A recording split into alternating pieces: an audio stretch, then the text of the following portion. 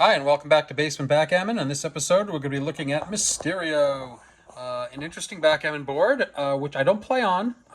I got it with the understanding that maybe I might be able to upgrade it. I have not yet done that, however, but I believe Eric Schmidt deserves a call from me. However, before I do that, I want to go through some of the interesting bits of this. The reason I call this Mysterio is because it's a complete mystery. I have no idea who made this, why they made this.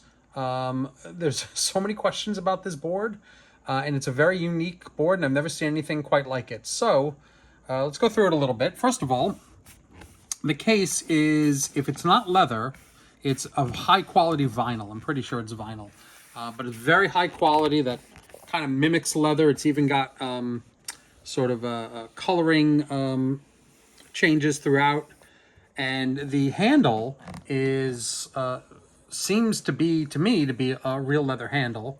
Maybe it is, I don't know, but the handle is quite substantial. The posts in the hardware are very substantial. It is made to look exactly like an attaché case. It looks like a wonderful attaché case you would have seen in the 50s or 60s. It's got flat hinge hardware, so it's flat all the way across, including some extra flap of leather or vinyl that they put here. Again, I don't know if this is leather or vinyl. Feels vinylish to me. Not 100% sure. But it acts like leather. Now, these locks are something I've not seen before. They open up like this. You pull this tab out, and it unclicks. And when you pull it out, you see it stays out. And then when you drop it in again,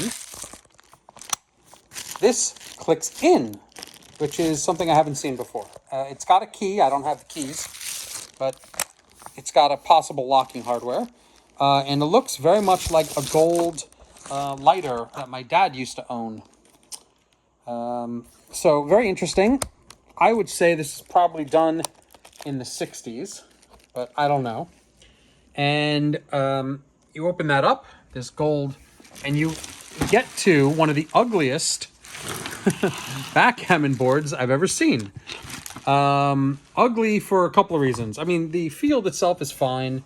Again, this is either leather or vinyl. I'm 99% sure it's vinyl. In fact, if you look at the back of it, this is coming up here. You can see this is coming up.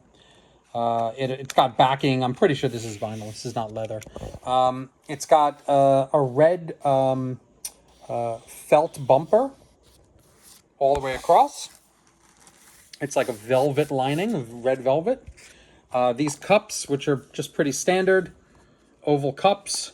There's the bottom on one. The other one, the bottom is falling off. I pushed it in, but it's falling off. And they're sewn on points. So considering how cool the case is, the points being sewn on are just a real disappointment. So I think Eric Schmidt deserves to see the Schmidt Brothers Backgammon, if you don't know, and I'll put the link in the comments. They not only make their own backgammon boards nowadays, but they also do a great job refurbishing backgammon boards from whatever manufacturer. They'll rip out the whole interior, redo it however you want, and they use a kind of new cork that's very easily painted on, so you can get whatever patterns you want, colors, points, whatever. These checkers that come with it, this is a 3x5 pattern in the tray, which I don't like. These checkers are some of the ugliest checkers I've ever seen. Look at this. These are resin checkers, some sort of modern resin. These are not Bakelite or anything like that. And they're just ugly. They just look like cream and shit, to be honest with you. And this, see, it looks like there's a nick here, but there's not. It's just the coloring. It's terrible. Brown with a little swirl of white, fine. White with a little swirl of brown looks like shit. And let me tell you, the brown ones are not that great either. Here's the opposite colors, brown with white swirl. I don't know, for some reason they just don't do it right. So if you want to see an example of someone who's trying to be cute with their resin pour and doing a poor job, these are them. I've seen these checkers around before, sold. I've never seen them sold with a set before.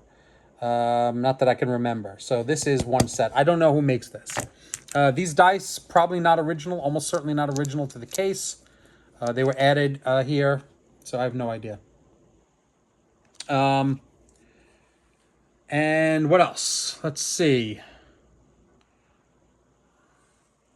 That's pretty much it. I'm not going to play on it. I'm not going to even bother showing you the 6 over.